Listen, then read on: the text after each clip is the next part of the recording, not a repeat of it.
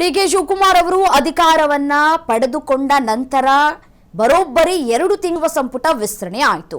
ಆ ಸಚಿವ ಸಂಪುಟ ವಿಸ್ತರಣೆಗೆ 2 ತಿಂಗಳು ಬೇಕಾಯಿತು. ಈಗ ಖಾತೆ ಹಂಚಿಕೆ ಬ್ಯಾಲೆನ್ಸ್ ಇದೆಯಲ್ಲ, ಆ ಖಾತೆ ಹಂಚಿಕೆಗೆ ಇನ್ನೂ ಎಷ್ಟು ಸಮಯಾವಕಾಶವನ್ನ ತೆಗೆದುಕೊಳ್ತಾರೆ, ಎಷ್ಟು ದಿನಗಳ ಕಾಲ ಇದು ಹಿಡಿಯಬಹುದು ಅನ್ನುವಂತಹ ಪ್ರಶ್ನೆಗಳು ಕೂಡ ಈಗ ಮುನ್ನೆಲೆಗೆ ಬರ್ತಾ ಇದೆ. ಆ ಕುರಿತ ಬ್ರೇಕಿಂಗ್ ಅಪ್ಡೇಟ್ ಬರ್ತಾ ಇದೆ, ಬನ್ನಿ ನೋಡ್ತಾ ಹೋಗೋಣ.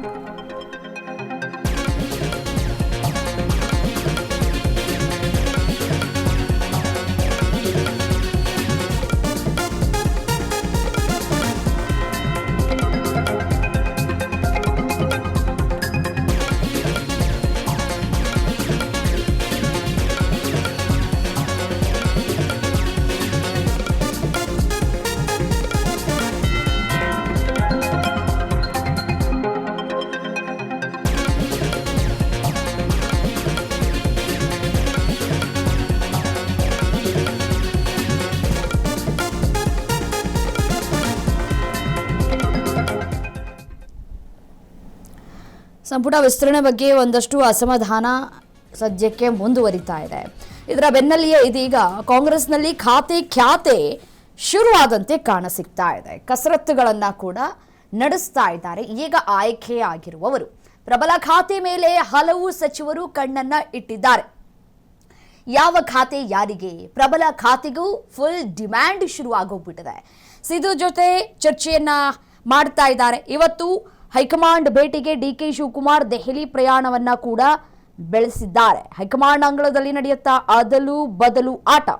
ಸಂಪುಟ ವಿಸ್ತರಣೆ ಬಳಿಕ ಕೈ ಮನೆಯಲ್ಲಿ ಕಿಚ್ಚು ಆರ್ತಾ ಇಲ್ಲ.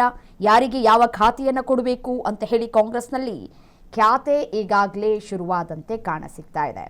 ನೋಡಿ, ಒಂದು ಕಡೆ ಸಚಿವ ಸಂಪುಟ ವಿಸ್ತರಣೆ ಬಗ್ಗೆನೇ ಕೂಡ ಒಂದಷ್ಟು ಅಸಮಾಧಾನಗಳು ಕೂಡ ವ್ಯಕ್ತವಾಗ್ತಾ ಇದೆ.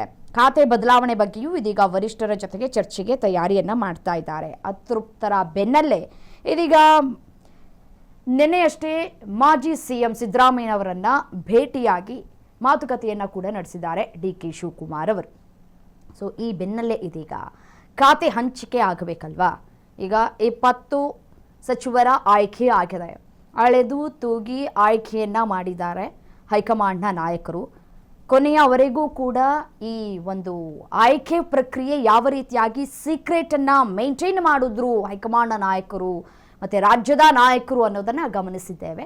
ಸೊ ಹಾಗಾಗಿ ಸಚಿವ ಸಂಪುಟ ವಿಸ್ತರಣೆಯಲ್ಲಿ ಒಂದಷ್ಟು ಅಸಮಾಧಾನಗಳು ಭುಗಿಲೇಳ್ತಾ ಇದೆ.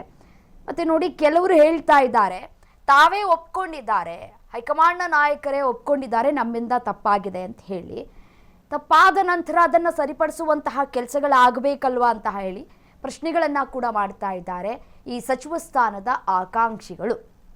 ಸೊ ಹಾಗಾಗಿ ಸಚಿವ ಸ್ಥಾನದ ಆಕಾಂಕ್ಷಿಗಳನ್ನು ಕೈ ಬಿಟ್ಟಿರೋ ವಿಚಾರಕ್ಕೆ ಸಂಬಂಧಪಟ್ಟಂತೆ ದೆಹಲಿಯ ನಾಯಕರ ಜೊತೆ ಚರ್ಚೆಗಳಾಗತ್ತೆ.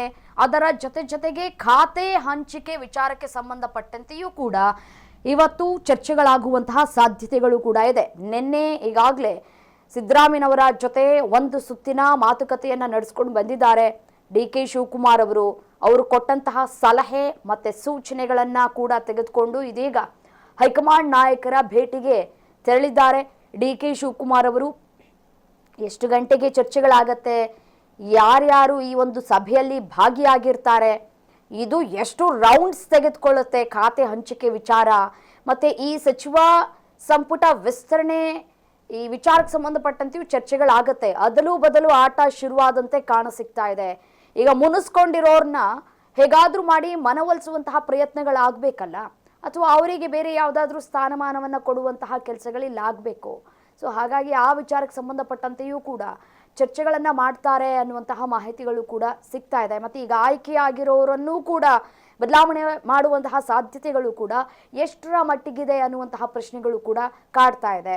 ಸೊ ಸಚಿವ ಸಂಪುಟ ವಿಸ್ತರಣೆ ವಿಚಾರಕ್ಕೆ ಸಂಬಂಧಪಟ್ಟಂತೆ ಯಾವ ರೀತಿಯಾಗಿ ಸಸ್ಪೆನ್ಸನ್ನು ಮೇಂಟೈನ್ ಮಾಡಿದ್ರು, ಯಾವ ರೀತಿಯಾಗಿ ಕೊನೆ ಹಂತದವರೆಗೂ ಕೂಡ ಕಾತುರದಿಂದ ಕಾಯ್ತಾ ಇದ್ರು ರಾಜ್ಯದ ಶಾಸಕರುಗಳು, ಅದೇ ರೀತಿಯಾಗಿ ಈ ಬಾರಿಯೂ ಕೂಡ ಖಾತೆ ಹಂಚಿಕೆ ವಿಚಾರಕ್ಕೆ ಸಂಬಂಧಪಟ್ಟಂತೆ ಕಾಯಿಸಿ ಹಂಚಿಕೆ ಮಾಡ್ತಾರಾ?